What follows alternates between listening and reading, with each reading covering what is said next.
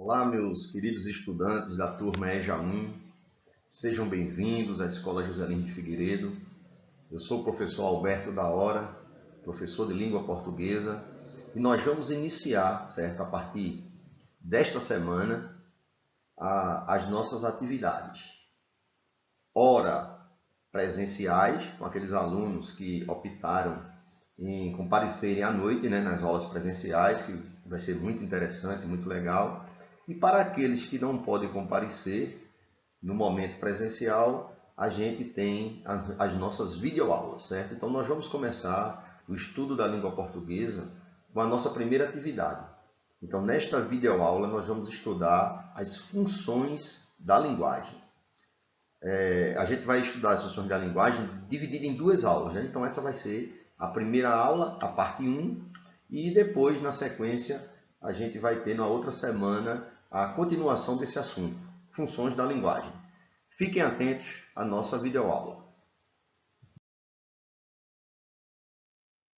Bem, antes de falarmos das funções da linguagem, é importante a gente lembrar, que toda vez que a gente se comunica, e nós somos seres que nos comunicamos a todo momento, ora falando, ora escrevendo, mas sempre a gente está procurando se comunicar. Então, os estudos linguísticos, quando se fala de comunicação, esses estudos eles apresentam 6 elementos da comunicação. Olha, o primeiro elemento que a gente pode destacar é justamente esse aqui, ó, que vocês estão vendo aí na tela de vocês, o emissor. Ora, para que haja comunicação é preciso que alguém queira comunicar algo, né? E esse alguém que provoca o ato comunicativo é o que nós chamamos de emissor, né? Ele quer se comunicar. Então, para que haja comunicação, além do emissor, é preciso que tenha aquele que vai receber a mensagem, ó, é o chamado receptor, certo? Então, isso aí eu acho que vocês já devem ter estudado em anos anteriores. A gente está aqui apenas revisando, porque o que a gente vai estudar, as funções da linguagem, é importante. A gente sempre está relacionando as funções com esses elementos. Ora, se o emissor provoca a comunicação, ele quer se comunicar, e para isso ele precisa ter que haja um receptor, mas existe também um outro elemento, que é a mensagem. O que é que vem a ser a mensagem?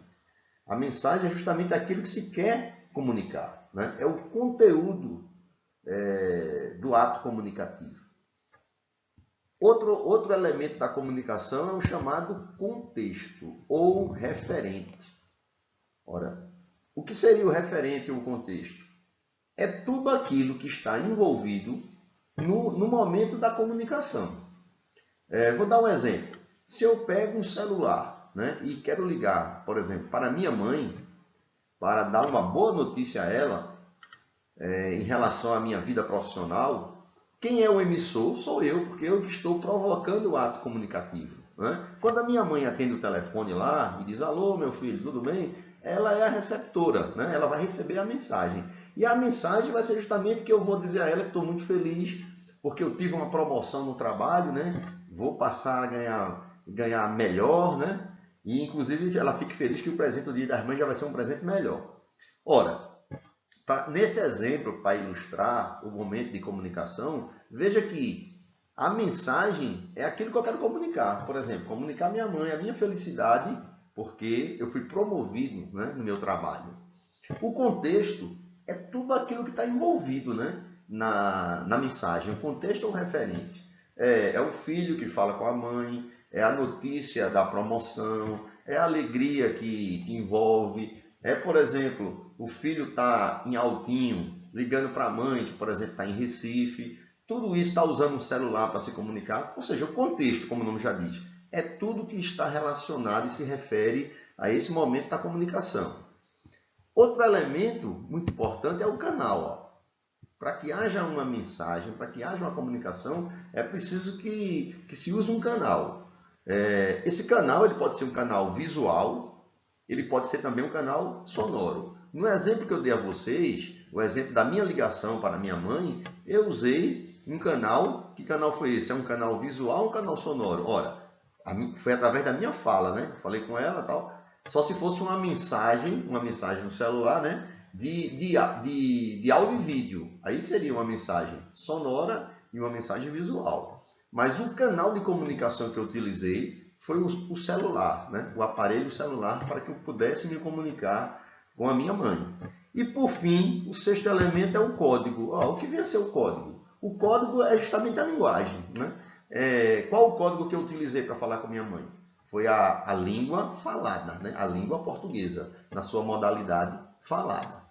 Certo? Então, o código, geralmente, ele é a linguagem que a gente usa. No nosso caso, por exemplo, na sala de aula, em que o professor está ministrando a aula, ele está se comunicando. Qual o código que ele utiliza ali? O código que ele utiliza ali é a língua portuguesa, né? Na aula de português, ou se for na aula de geografia, ou na aula de história.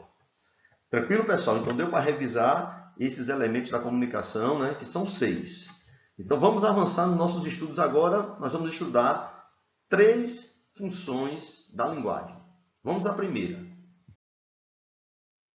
Bem, a primeira função da linguagem, ela se chama função emotiva. Olha, lembra o que para vocês? Função emotiva. Lembra emoções, né? Ela também é conhecida como função expressiva, como eu estou destacando aí.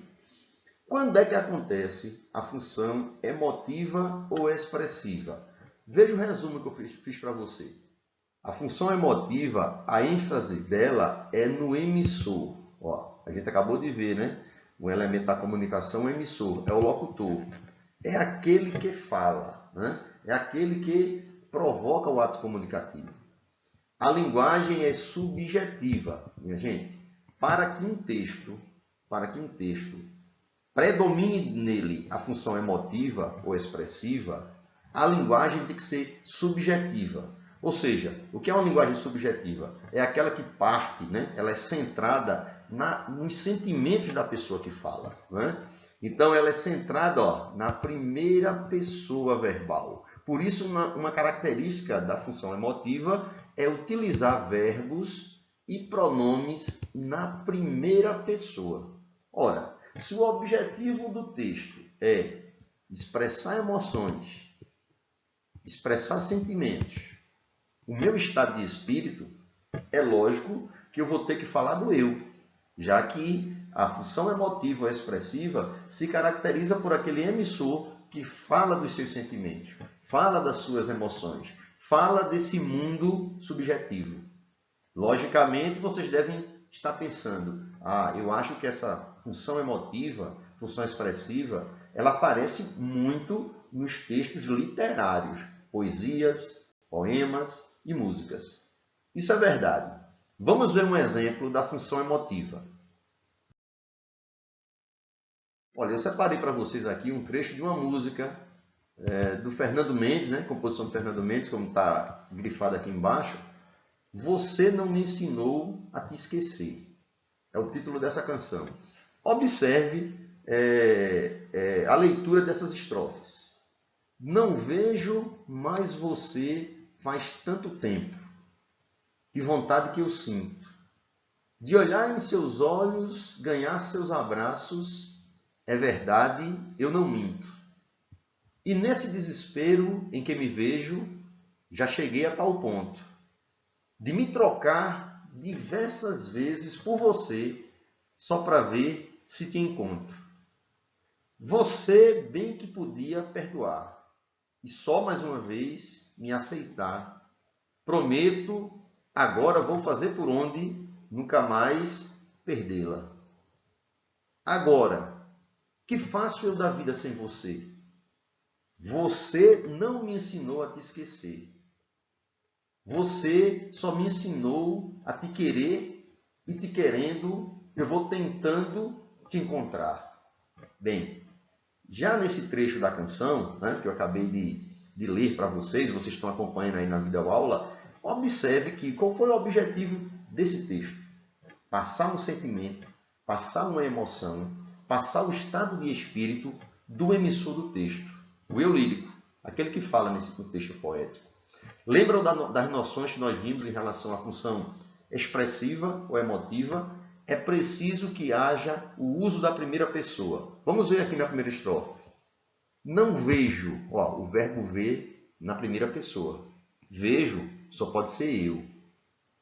Ele diz, ó, que vontade que eu sinto. Ora, o pronome pessoal da primeira pessoa, eu, e o verbo nessa primeira pessoa, sinto, falando dos seus sentimentos, falando das suas emoções. De olhar em seus olhos, ganhar seus abraços, é verdade, eu não minto.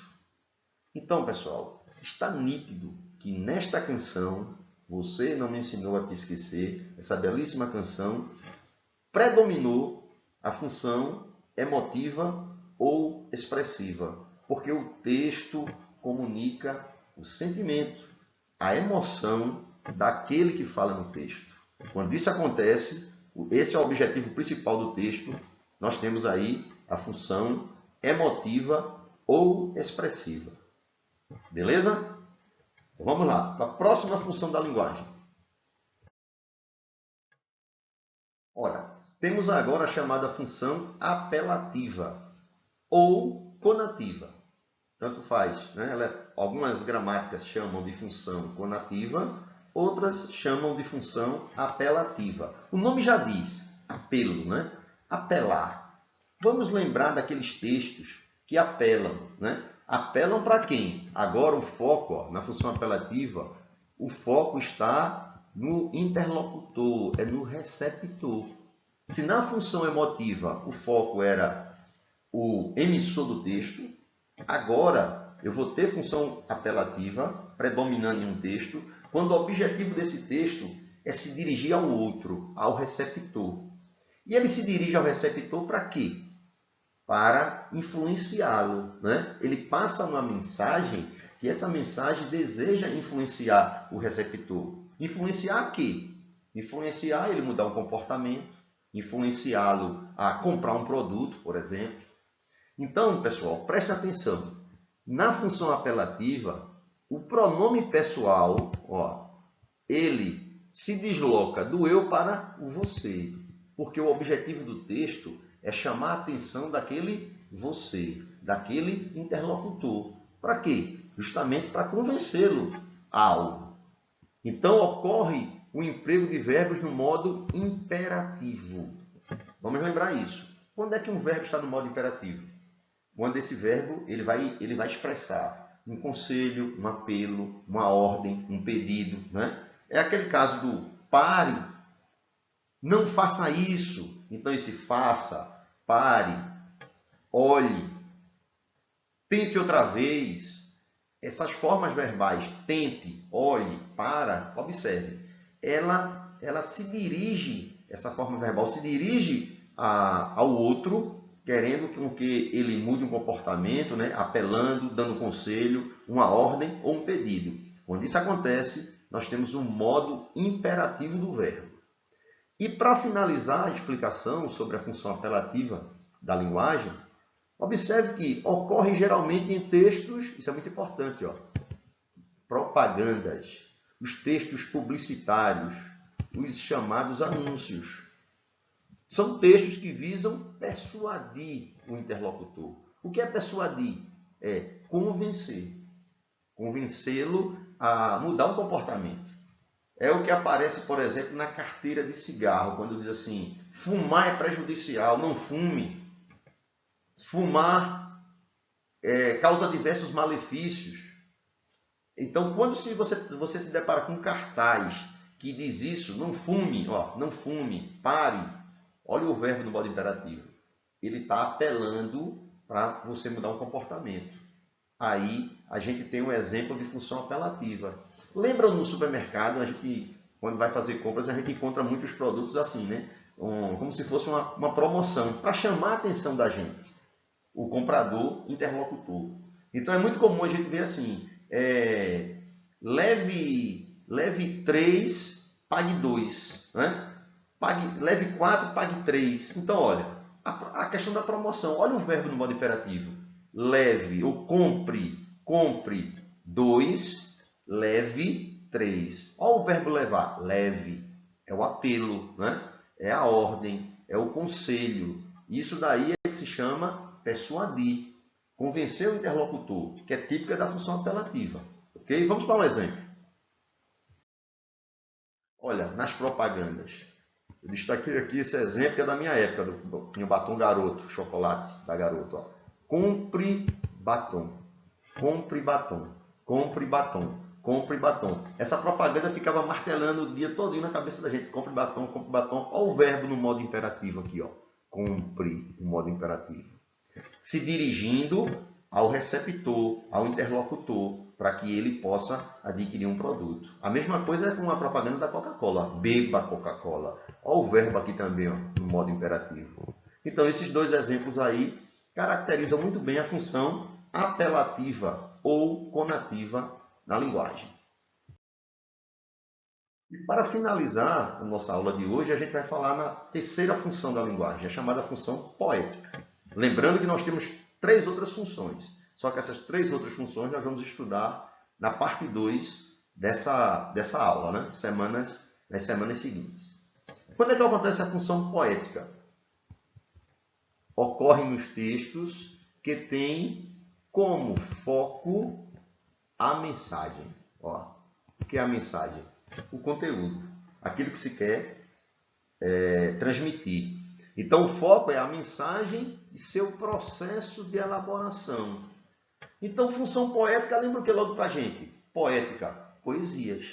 Onde é que essa função poética aparece muito? Nas músicas, nas poesias. Por quê? Porque observe que a função poética, ó, a elaboração do texto é muito importante. Ó.